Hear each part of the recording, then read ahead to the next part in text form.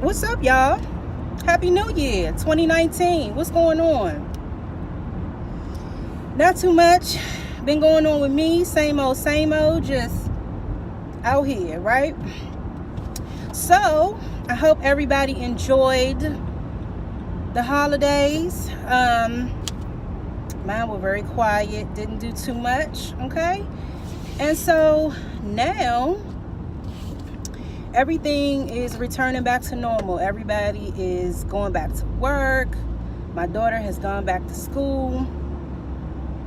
And I'm out here on my way now to work, okay? So I was like, let me stop through, okay? And just say what's up and talk about a few things because it has been a minute and a half. Gotta be careful out here on this stretch because it be police out here. So anyway, first of all, I watched Iyanla, okay? I missed it on Saturday because I didn't even know Saturday was the premiere. And hey, Nashelle, if you watching, she was like, are you going to do Iyanla? I was like, I don't know. I got to watch the premiere episode first to see how I feel about it because Iyanla be heavy. And I told y'all the last season, why I didn't keep up with reviewing it. But, and I can't really say that I'm going to be reviewing it regularly this go round either. But I was like, let's talk about it a little bit. Okay, so it was Althea, Benzino baby mother, aka Titi. Althea, Kristana, BKA Duchess from Black Ink Crew. And let me tell y'all something. When I saw her, all I could think about, immediately I thought about Sky when she called her a mop with lips. Like, I don't know why that sticks with me, but it does. So, Sky crazy ass. But her and who else? See, people be out here speeding. And Mignon from Bradzilla's. So I hadn't learned, I didn't know about Mignon because I never watched Bradzilla's. So I just learned of her story from watching Iyanla last night, and she fought her sister. And so now, since the show, she and her sister don't really have a relationship. We all know what happened with Duchess. And Althea, she okay, let's just talk about her for a minute, okay? Because she, to me, was the most problematic because she was in serious denial. And Iyanla has a way of really just exposing yourself to yourself. Because Althea, first of all, was just, you could kind of see it in her face that she just was not open to the process. It just didn't seem like it. She was there for an opportunity. It was just evident. Like, she didn't really even have to say much. That's just what I got from her right away. For just the way she presented, the way her body language was, she just seemed to me like she just was there to be seen with Iyanla, like Iyanla said. So they sit down and they talking because when the show opened, she greeted them all. They came in and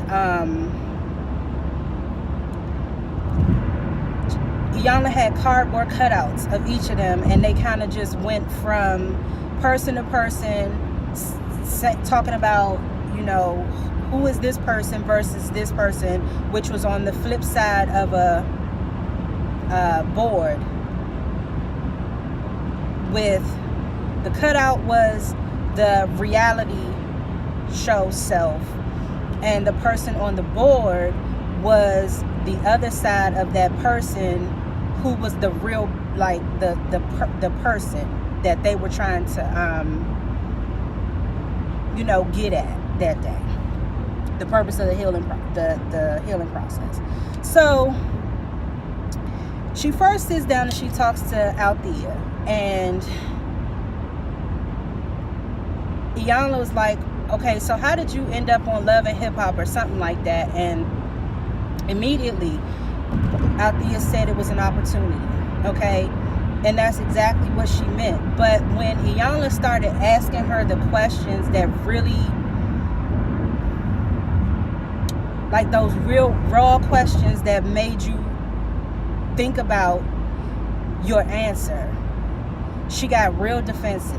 And Iyanla asked her, what is your talent? She said she's a singer and she's an actress. Okay, so what have you done to hone your craft? What have you done to master? Have you mastered your craft? Titi says, I think I have. So Althea just was not sure of herself at all, and the answers that she was given were very surface. So as Iyanla continues to ask the questions, Althea was like, so you trying to say I'm here for an opportunity? And Iyanla was like, I'm not trying to say anything. I'm asking questions according to the answers that you are giving me. So she was just, really, like I said, in denial about the whole situation. And as the show went on, Althea ended up posting on Instagram that she was there taping taping the show. So Iyanla confronts her about it, and Althea was like, it's my life. I could post whatever I want to about my life. Iyanla was like, hold up, whoa, to the producer. Excuse me, did we not have this conversation with her about posting on social media? And the producer was like, we had that conversation at the hotel. And then of course Althea's like, I don't remember that. So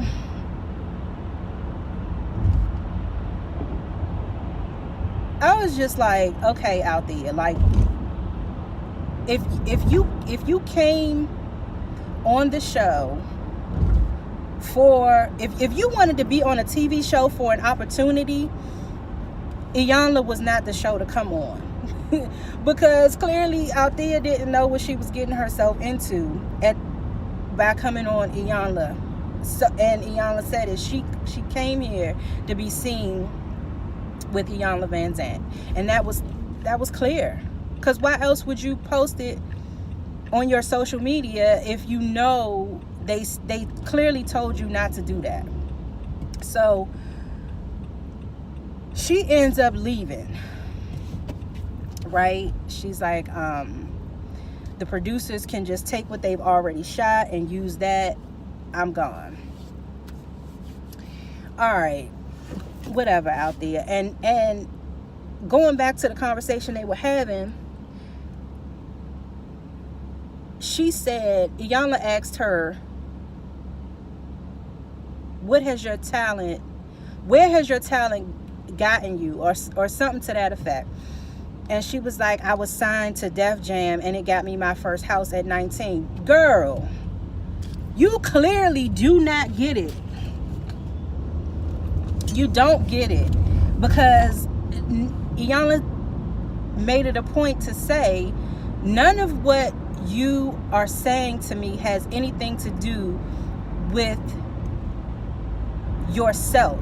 Everything you're saying has to do with the outside world validating you.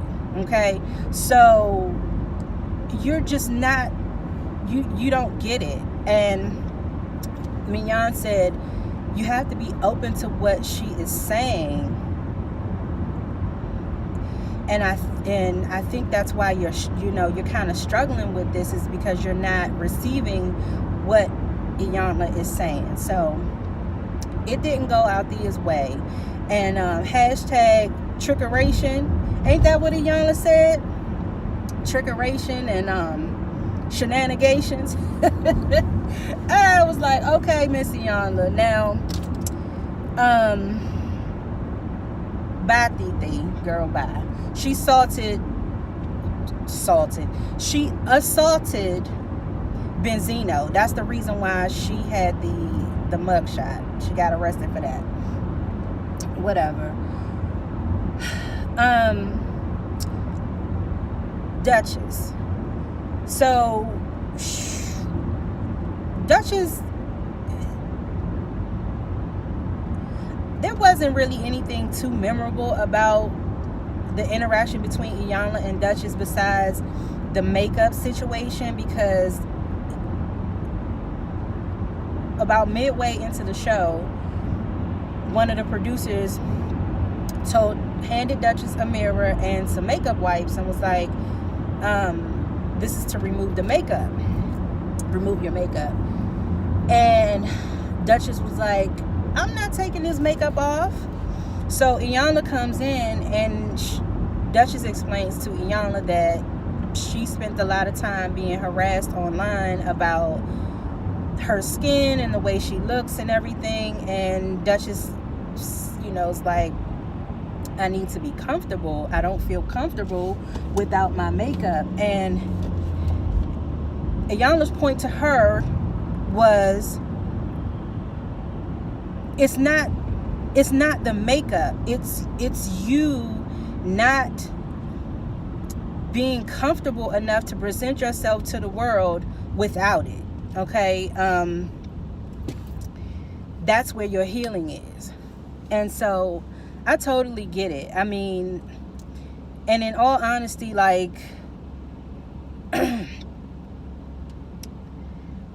understand what Duchess was saying. Like, you have insecurities and you find ways to cope with those. You find mechanisms to kind of just maneuver with your insecurities and never really get to the root of the insecurities or whatever. And I mean, it totally resonated with me, because I mean, I had a lazy eye growing up. Like, my left eye was lazy, and I was really always self-conscious about it, because people teased me about it, of course. And when I would be talking to someone, I'd be looking at them and they would like look over their shoulder like, you talking to me? Because it would look like I was looking past them. So that was a really big insecurity for me for a long time, like throughout my entire childhood until I was 19 years old when I got the surgery to correct it. So I got the surgery because it was available to me. Just like Duchess wears the makeup because it's available to her. Now, those two insecurities are entirely different, but I'm just trying to, illustrate how I understand what it means to have an insecurity and to have something at your disposal to make you feel better about yourself.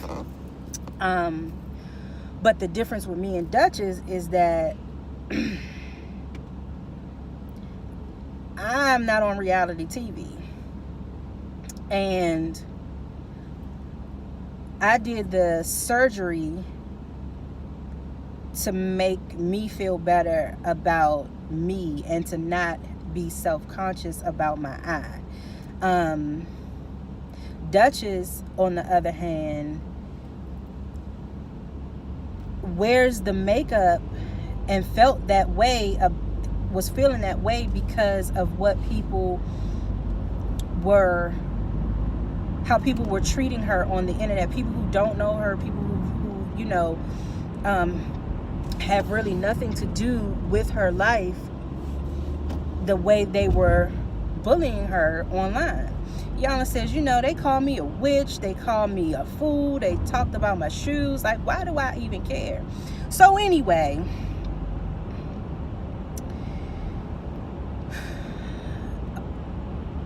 Duchess wiped the makeup off. Like, when she was sitting there, I could tell that she took her foundation off, but the eyebrows, it looked like she still had eyebrows on, but whatever.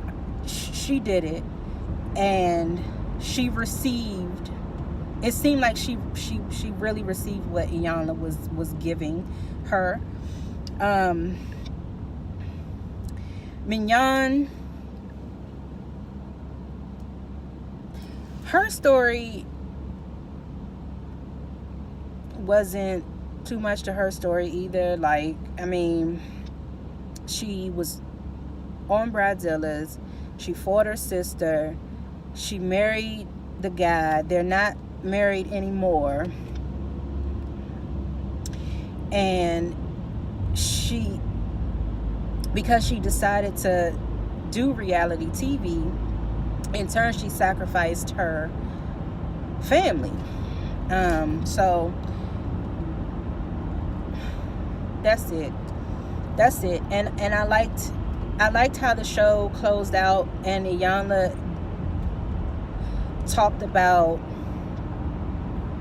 one other thing that she made a point to mention about all three of them was that they were all looking for identity, validation, and purpose. And that's human. But I think the issue is that at what cost are you willing to get those things, or what you think are those things? Because when you become famous, it's about you living up to other people's expectations of you and not really fulfilling yourself inside. So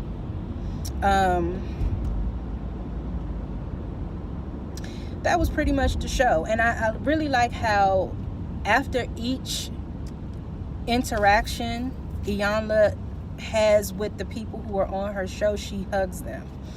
If you notice, after the intro, when they came in, she hugged them. When they each sat down with her one-on-one, she hugged each one. And I just think that that's cool. I really can appreciate that. Okay, so that's Iyanla. Now, I have also been watching 90 Day Fiancé, which I just got hip to because Lady Nika reviews 90 Day Fiancé. Jay Lee reviews 90 Day Fiancé. A couple of other people. Does Ashley? No, Ashley reviews Love After Lockup, which I've also been watching.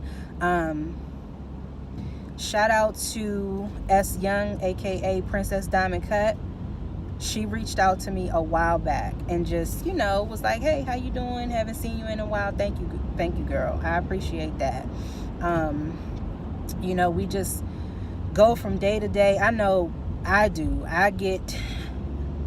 I'm very much a creature of habit and routine, and so I get caught in my routine a lot, and I just don't think about doing much other than my routine. So when somebody actually reaches out to you because they genuinely, thought about you, it's dope. So first, 90 Day Fiancé. Lita and Eric. Lita's ass, if I was Tasha, I think we may have ended up fighting. We may have ended up fighting because Lita is a bitch. Lita's a bitch. Like, the way she the way she treats people as if she's above them and she on this funky ass pedestal. No, girl, I don't believe, and I said this a while back, I do not believe in that putting people on pedestal shit, because people fall short all the time. It's one thing to have expectations, but to put somebody on a pedestal just because they are them, like, no, that shit is whack. No, because no other person is above the other person. But anyway, Lita talks shit to Tasha. She went in her room because when Lita first came to the States and saw the apartment was trashed. I mean, it was, messy. Didn't look like anyone really had been doing too much to keep it clean. She had an issue with that, and they cleaned up the apartment and whatever. Okay, so fast forward to this one day when Tasha wasn't there, and Tasha, before Lita came, knew that she would be moving out. Like, she was in the process of finding somewhere to move. But by the time Lita came to the States, she hadn't done that yet. So anyway, Lita goes in Tasha's room.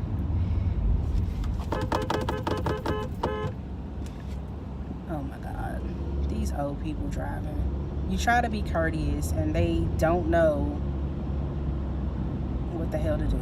So anyway, the room is a mess, and Lita picks a fight with Tasha about it. First of all, bitch, why are you going in the room? Okay? And why?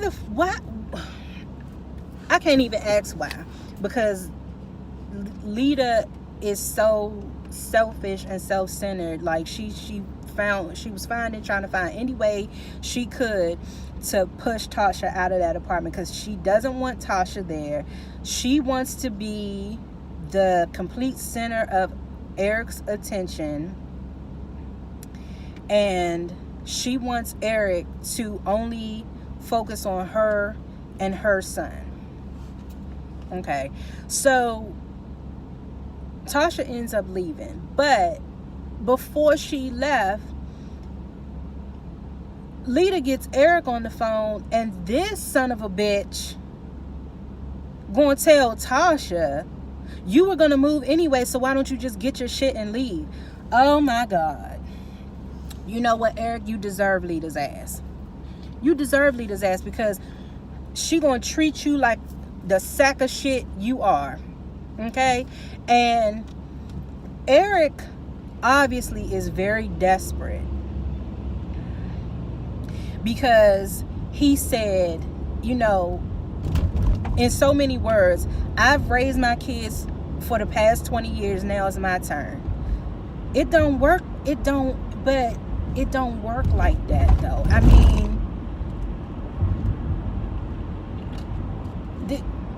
the kids didn't ask to be born. Okay? And okay, they're grown. They're not even grown. Tasha is 20, and then the other little girl, I think, is like 11. And when they asked her about it, she was like, oh my God, why do they have to argue about the room not being clean and this, that, and the other? And the little girl, for her to be that on point with what was going on, like, it's just beyond me, because Lita's a bitch, and Eric deserves every kind of way she treats him. For him to treat his daughter like that, for her, for some Indonesian crotch. Get the fuck out of here.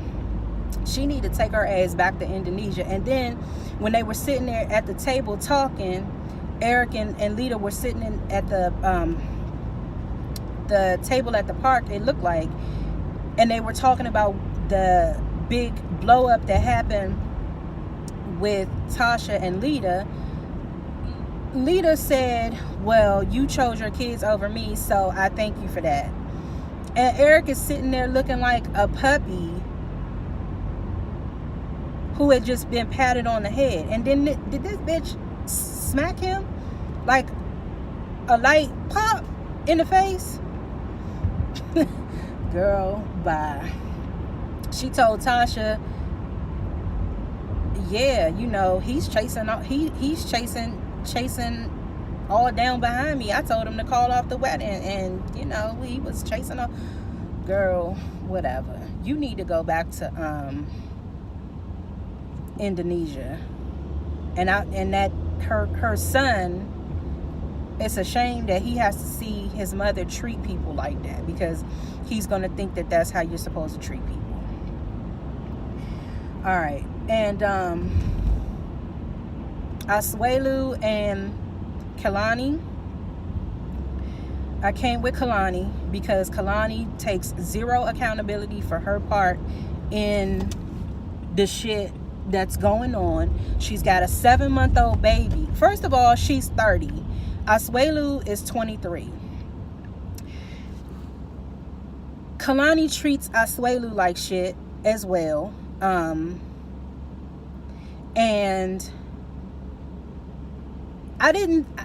I only started watching the season from, like, I want to say episode 4. So I don't have a whole lot of background. But I saw the show when Asuelu was in the back sitting with the baby. They were leaving California, going to like Ohio or something. And the baby was crying. And Asuelu was trying to help, you know, quiet the baby. So he took the baby out of the car seat, and she went off. Like, she was like, what the fuck are you doing? You don't take a baby out of... Okay. First of all, bitch, what you not gonna do is be yelling at me. That's what you not gonna do. All right? Second of all, why the fuck you don't pull you hear the baby back here hollering and screaming, why you don't pull the car over then? If you know so much. So, I didn't like that. She treated him really badly with that whole situation. And then she's like, oh, I don't know if I want to marry Asuelu because he thinks that, you know, you can just have a ton of kids and you know, just raise them. Like, you have to work, and this is the America, you have to work to raise kids, and yada yada yada. But again, you, Kalani, got pregnant by him, had his baby, brought him over here, and planned to marry him. So what does that say about you? Then this heifer gets pregnant again, and tries to say, I think her actual words were, he got me pregnant. And if y'all know which the sister, Kalini, I forgot her name, but the sister and Kalani, is the sister older than Kalani? Because I'm trying to understand the relationship dynamic between them, because Kalani very much wants her sister's approval and cares about what her sister thinks, to the point that she feels accountable to her sister. So if anyone knows, you know, or can give me some further background on them, just let me know, because I'm just like, yeah, that's my sister, you know, but it seems like her sister almost makes her feel childlike. So Kalani tells her sister at the bridal shower, that she's pregnant, and the sister goes off and has this crying fit and tells all the other girls at the shower that Kalani is pregnant. And so her sisters just all been out of shape, and I just didn't get it. Kalani said the best part about Asuelu is his dick. Obviously, girl, because you laying it low and spreading it wide, and but you got all these reservations. Girl, get the fuck out of here. So 90 and who else on 90 Day Fiancé? Larissa and Colty. Child, let me tell you something. I couldn't stand to sit and listen to that girl talk for too long. But anyway, Larissa, yet another bitch. She's very argumentative, very confrontational, and Colt was going to send her with a one-way back to damn Brazil because Colt was over it. But she's very